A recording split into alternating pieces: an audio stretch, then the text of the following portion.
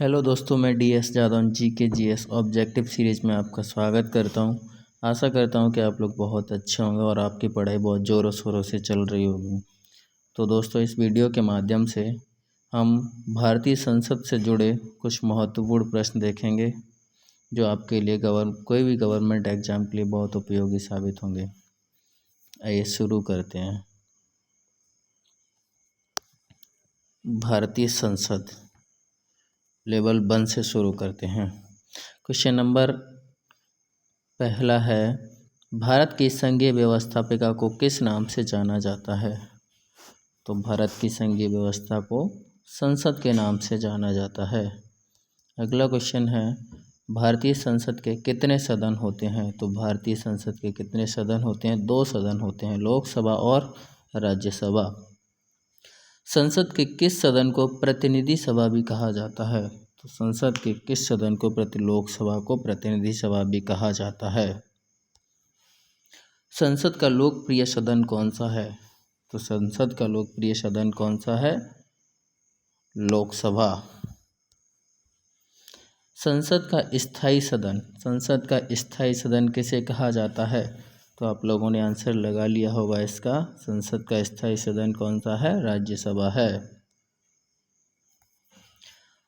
भारत के संविधान के अनुच्छेद 79 के अनुसार निम्नलिखित में से किसे भारत की संसद के एक भाग के रूप में वर्णित किया गया है? तो आर्टिकल 79 में संसद का उल्लेख है और संसद किस किस से मिलकर बनी होगी? लोकसभा, राज्यसभा और भारत का राष्ट्रपति। तो ऑप्शन नंबर डी सही है। 1 और 2 3। निम्नलिखित में से कौन सा एक प्रावधान भारतीय संविधान के अंतर्गत संसद के सदस्यों के विशेषाधिकार तथा उन मुक्तियों को निर्धारित करता है? तो संसदों के विशेषाधिकार से संबंधित आर्टिकल है आर्टिकल नंबर 105 105। संसदों को क्या विशेषाधिकार मिलता है? जिसमें संसद में भाषण देने की स्वतंत्रता और सदन की कार्यवाही के प्रकाशन का अधिकार सांसदों को मिलता है आर्टिकल 105 के तहत। निम्नलिखित में से कौन संसद का अनन्य भाग नहीं है? तो संसद के भाग कौन कौन से होते हैं ये हमें पता होना चाहिए। लोकसभा होता है, राज्यसभा होता है और राष्ट्रपति होता है। तो कौन सा नहीं होगा इसमें से? उपराष्ट्रपति नहीं होगा। भारत के संविधान में कहा गया है कि भारत की संसद के 3 अंग होते हैं। इनमें से एक अंग लोकसभा, दूसरा अंग राज्यसभा, जबकि तीसरा अंग किसको माना जाता है? तीसरा अंग राष्ट्रपति होता है। तो यहाँ पे हमारा अगला क्वेश्चन है, भारतीय संसद के कितने अंग हैं? भारतीय संसद के कितने अंग होते हैं? 3 अंग होते हैं, लोकसभा, राज्यसभा और राष्ट्रपति। यहाँ पे मेरे 10 में से 10 करेक्ट निकले। ऐसे ही सब आप सभी लोग भी अपने अपने। अब हम लेवल 2 पे चलते हैं। क्वेश्चन नंबर 11 है हमारा, भारतीय संविधान के किस अनुच्छेद में कहा गया है कि संघ के लिए एक संसद होगी जो राष्ट्रपति और 2 सदनों से मिलकर बनेगी? तो संसद का उल्लेख किस संविधान में है? आर्टिकल नंबर अनुच्छेद 79 में। निम्नलिखित कथनों में कौन असत्य है? लोकसभा को संसद का प्रथम सदन कहा जाता है, सही बात है। राज्यसभा को संसद का द्वितीय सदन कहा जाता है, ये भी सही बात है। राज्यसभा एक अस्थायी सदन है, ये सही नहीं है। राज्यसभा कैसा सदन है? राज्यसभा स्थायी सदन है और लोकसभा संसद का लोकप्रिय सदन है ही। क्वेश्चन नंबर अगला, निम्नलिखित कथनों में कौन सही है? लोकसभा भारतीय जनता की प्रतिनिधि सभा होती है, तो ये बात सही है। राज्यसभा संसद का उच्च सदन है, ये भी सही है। राज्यसभा राज्यों का प्रतिनिधित्व करती है, ये भी सही है। तो उपर्युक्त सभी सही हैं इसमें। अगला क्वेश्चन, संसद का निम्न सदन एवं उच्च सदन क्रमशः हैं। तो निम्न सदन कौन सा है? लोकसभा। और उच्च सदन कौन सा होता है? राज्यसभा। तो क्वेश्चन नंबर हमारा सेकंड सही होगा। संसद को भंग करने के लिए कौन सक्षम है? संसद को भंग करने के लिए कौन सक्षम होता है? तो राष्ट्रपति सक्षम होता है। भारतीय संसद की संप्रभुता प्रतिबंधित है। तो भारतीय संसद की संप्रभुता किससे प्रतिबंधित है? आर्टिकल नंबर 13 न्यायिक समीक्षा से, क्योंकि संसद कोई भी कानून नहीं बना सकती। अगर ऐसा कोई कानून बनाती है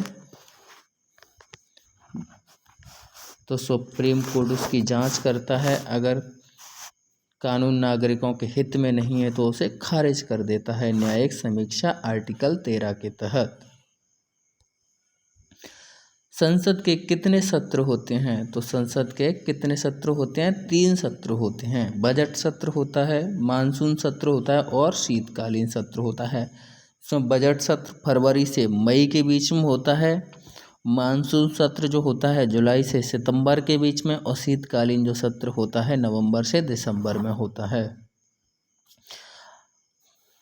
क्वेश्चन नंबर अगला है, संसद के 2 सत्रों के बीच अधिकतम कितना अंतराल दिया जा सकता है? तो अधिकतम कितना अंतराल हो सकता है? तो अधिकतम 6 माह का अंतराल हो सकता है। भारतीय संसद के दोनों सदनों की संयुक्त बैठक किस संबंध में होती है? तो संयुक्त बैठक जो है साधारण विधेयक के संबंध में हो सकती है, क्योंकि जो संविधान संशोधन विधेयक होता है उसमें संयुक्त बैठक का प्रावधान नहीं होता, और संविधान संशोधन विधेयक में प्रस्ताव हमेशा लोकसभा और राज्यसभा दोनों से 2/3 बहुमत से पास किए जाते हैं।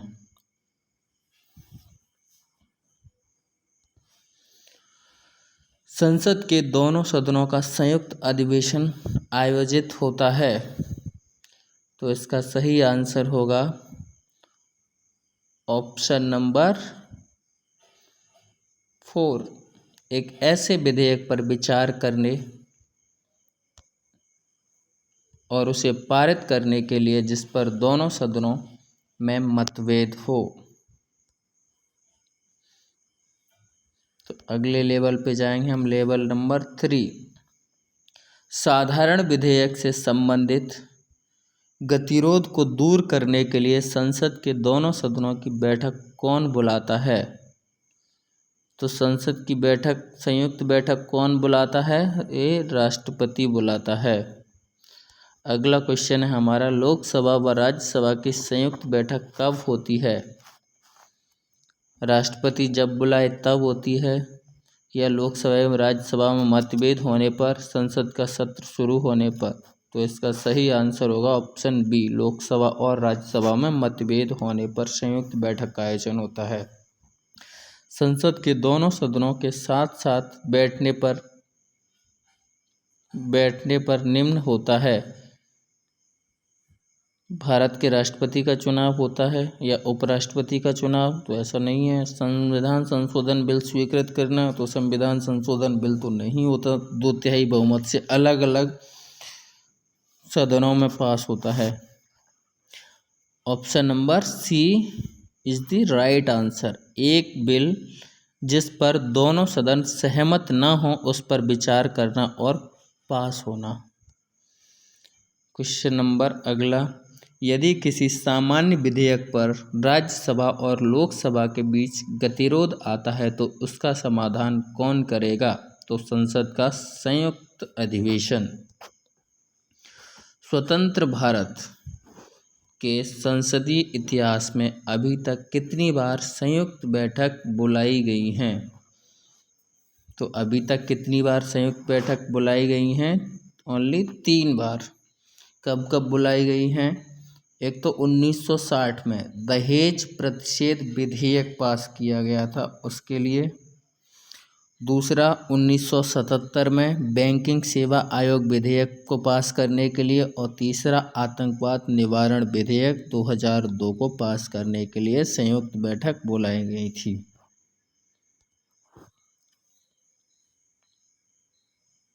क्या राष्ट्रपति या उपराष्ट्रपति कभी संयुक्त बैठक की अध्यक्षता करते हैं? तो कभी नहीं करते। राष्ट्रपति और उपराष्ट्रपति कौन करता है?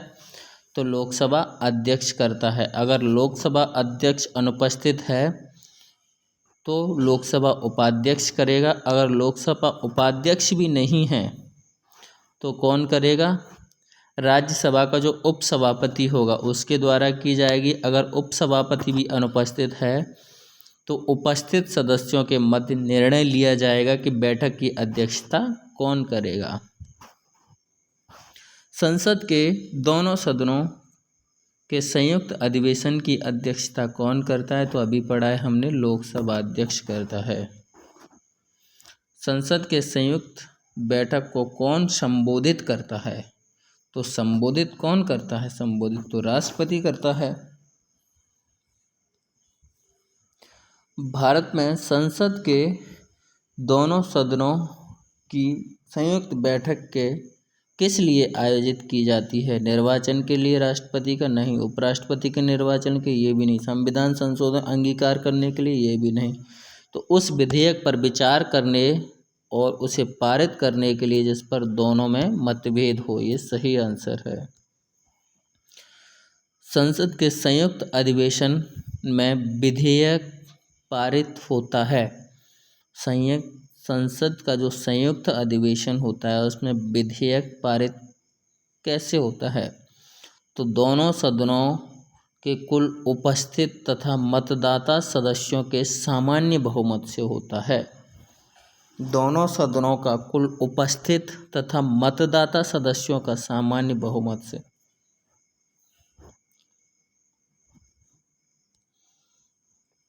तो नेक्स्ट लेवल है हमारा 4th लेवल। अगला क्वेश्चन है, संविधान संशोधन प्रस्ताव के संबंध में दोनों सदनों में मतभेद होने की स्थिति में क्या होगा? अगर संविधान संशोधन विधेयक पर दोनों सदनों में मतभेद होता है तो संयुक्त बैठक का कोई प्रावधान नहीं है, न तो लोकसभा की इच्छा के अनुसार पारित होगा न राज्यसभा की इच्छा के अनुसार पारित होगा। क्या होगा? ऐसी स्थिति में प्रस्ताव गिर जाएगा। संसद की कार्यवाही सूची में प्रथम विषय होता है। संसद की कार्यवाही सूची में प्रथम विषय होता है प्रश्नकाल का। प्रश्न पूछते हैं, कौन सी प्रथा संसदीय प्रणाली को भारत की देन है? तो भारत ने तो एक ही चीज़ दी है भाई, आराम करने की व्यवस्था, शून्यकाल, 0 आवर। संसदीय प्रणाली को भारत की देन क्या है? शून्यकाल। संसद के किसी सदस्य को सदस्यता तब समाप्त समझी जाती है यदि वह सदन को सूचित किए कितने दिन तक अनुपस्थित रहता है? अगर 60 दिन तक अनुपस्थित रहता है तो उसकी सदस्यता चली जाएगी। एक वर्ष में कम से कम कितनी बार संसद की बैठक होना आवश्यक है? तो एक वर्ष में कम से कम 2 बार बैठक होना आवश्यक है, क्योंकि 6 माह से ज़्यादा का अंतराल नहीं हो सकता 2 बैठकों के बीच। संसद की संरचना के संबंध में निम्नलिखित कथनों में से कौन सा सही नहीं है? तो राज्यसभा में राज्यों के प्रतिनिधियों का निर्वाचन सीधे जनता द्वारा होता है, तो ये गलत है। राज्यसभा के प्रतिनिधि जो होते हैं सीधे जनता द्वारा निर्वाचित नहीं होते। लोकसभा एवं संघ राज्य क्षेत्रों में प्रतिनिधियों को चुनाव लोकसभा एवं संघ राज्य क्षेत्रों से प्रतिनिधियों का चुनाव प्रत्यक्ष निर्वाचन द्वारा किया जाता है, ये तो सही है। राज्यसभा में 12 नामित सदस्य होते हैं, ये भी सही है। लोकसभा में अनुसूचित जाति और अनुसूचित जनजातियों के लिए स्थान आरक्षित होते हैं, ये भी सही है। लास्ट के तीनों सही हैं, ऊपर का ही सही नहीं है। अगला क्वेश्चन है, निम्न विधेयकों में से किसका एक भारतीय संसद के दोनों सदनों द्वारा अलग अलग विशेष बहुमत से पारित होना आवश्यक है?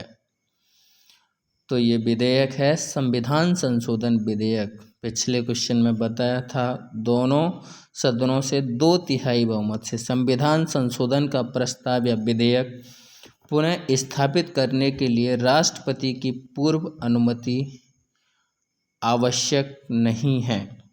संविधान संशोधन विधेयक संसद के एक सदन में पारित होने के बाद ही विधेयक दूसरे सदन में उसी रूप में पारित होना चाहिए। दोनों सदनों में मतभेद और गतिरोध होने पर संविधान संशोधन विधेयक के लिए संयुक्त बैठक का प्रावधान नहीं है। उस स्थिति में प्रस्ताव गिर जाएगा। अगला क्वेश्चन है, सांसदों के वेतन का निर्णय कौन करता है? तो सांसदों के वेतन का निर्णय करती है संसद। संसद के अंतर्गत एक एजेंसी होती है, सरकारी एजेंसी, रिक्सडाग वेतन समिति। रिक्सडाग वेतन समिति ये संसदों के वेतन का निर्धारण करती है।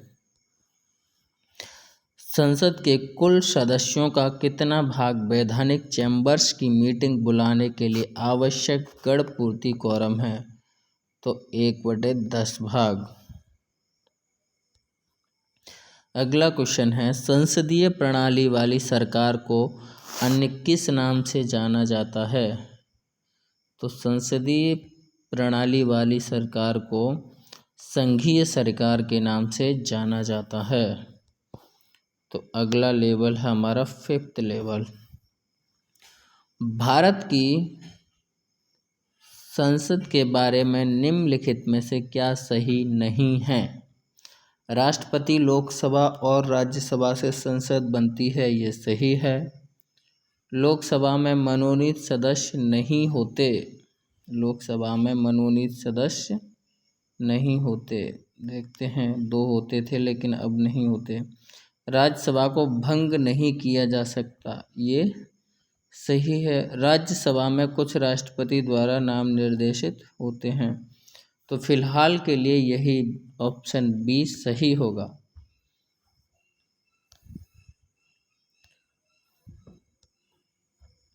संविधान लागू होने के बाद सर्वप्रथम त्रिशंकु संसद का गठन कब हुआ था? त्रिशंकु संसद का मतलब होता है यानी पूर्ण बहुमत से कोई सरकार ना बोले, गठबंधन सरकार बोलते हैं जिसे। 2-3 गुट मिलकर एक सरकार का निर्माण करते हैं, उसे त्रिशंकु संसद कहते हैं। ये कब बनी थी? ऑप्शन के अकॉर्डिंग 1989 में बनी थी ये त्रिशंकु संसद। अस्थायी संसद भारत में कब तक अस्तित्व में रही थी? अस्थायी जो संसद थी, विधानसभा चुनाव हुए थे 1951-52 में।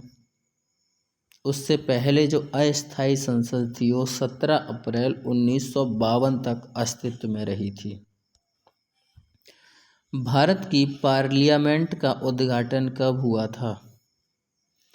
भारत की पार्लियामेंट यानी संसद का उद्घाटन कब हुआ था? तो इसका राइट आंसर बताना है आपको 1947 में। भारत की मेरा गलत टिक हो गया। इसका राइट आंसर होगा ऑप्शन नंबर बी 1927।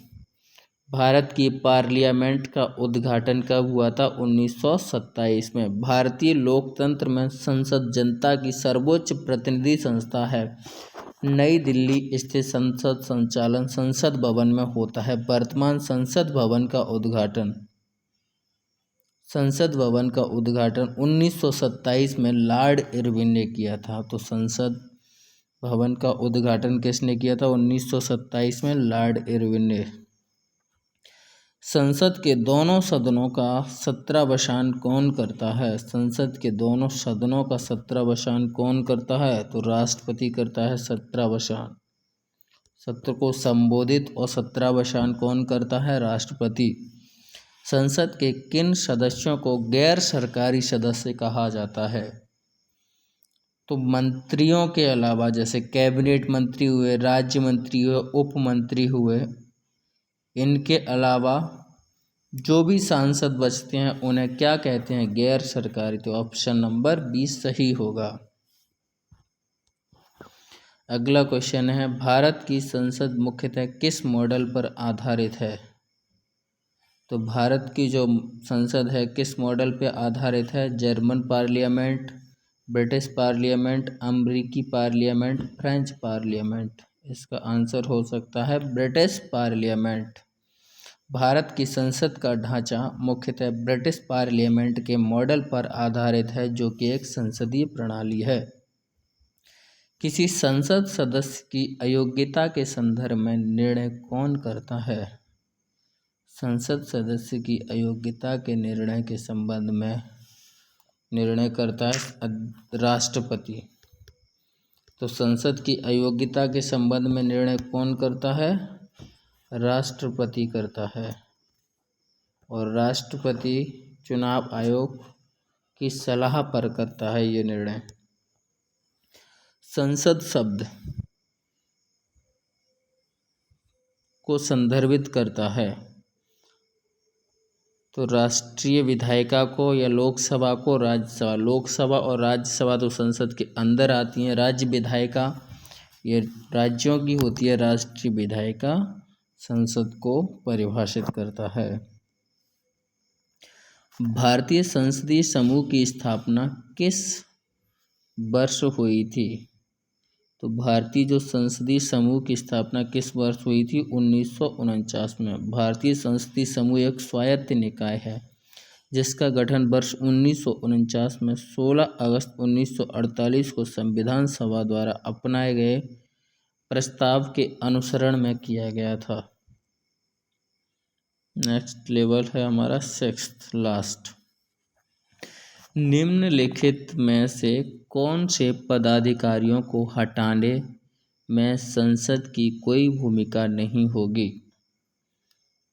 तो उच्च न्यायालय के न्यायाधीशों को हटाने के लिए होती है संसद की भूमिका। उच्चतम न्यायालय के न्यायाधीशों को लिए भी संसद की भूमिका होती है। और CAG नियंत्रक एवं महालेखा परीक्षक को न्यायाधीशों के समान प्रक्रिया के तहत ही हटाया जाता है। तो ऑप्शन नंबर 3 इज करेक्ट। संघ लोक सेवा आयोग का जो अध्यक्ष होता है उसको राष्ट्रपति नियुक्त करता है और राष्ट्रपति उसको पदमुक्त कर देता है। भारत की संचित निधि से धन निर्गम पर किसका नियंत्रण है? तो भारत की संचित निधि से धन निर्गम पर संसद का नियंत्रण होता है।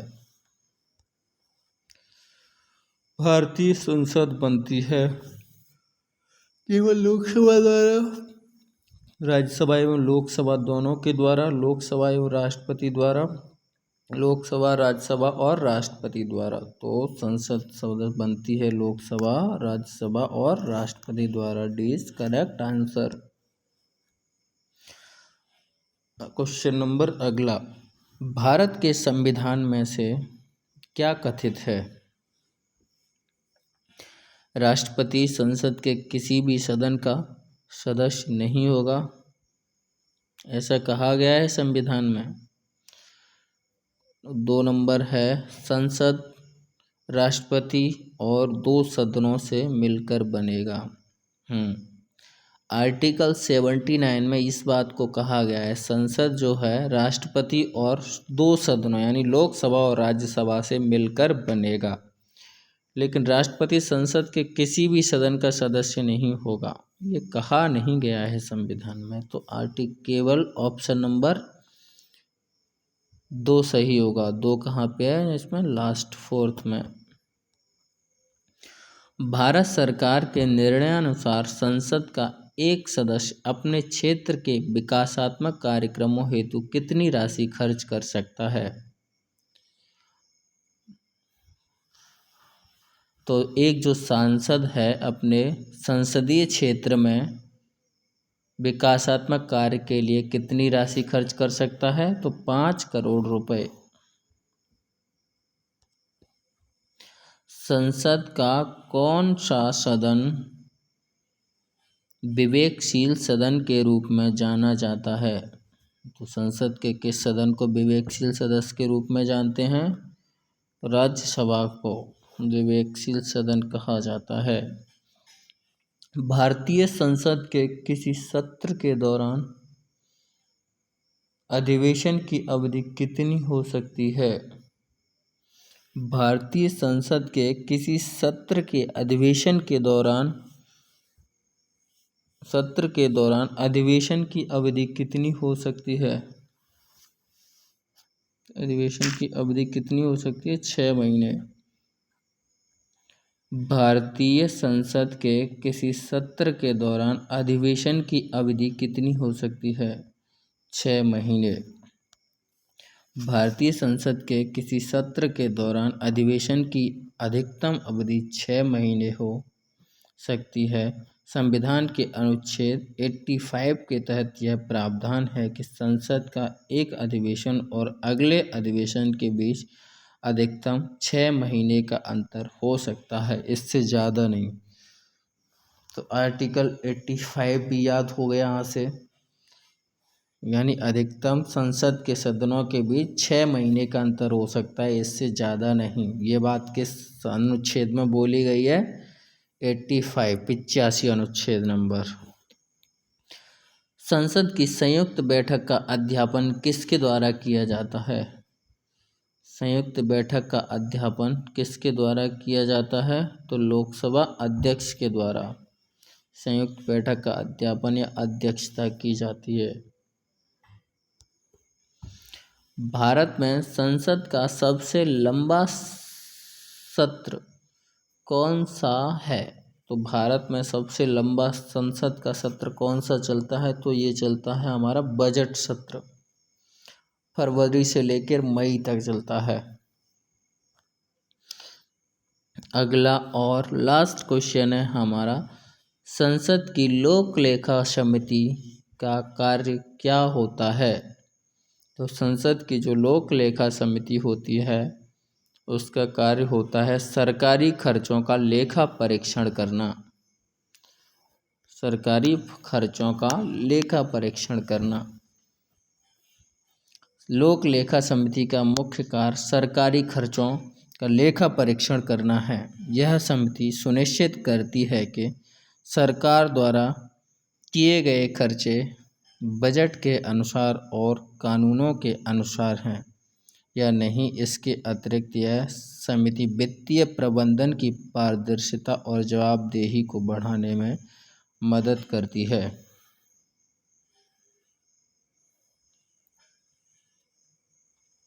अगर आपने अभी तक GK/GS ऑब्जेक्टिव सीरीज चैनल को सब्सक्राइब नहीं किया है तो सब्सक्राइब कर लें।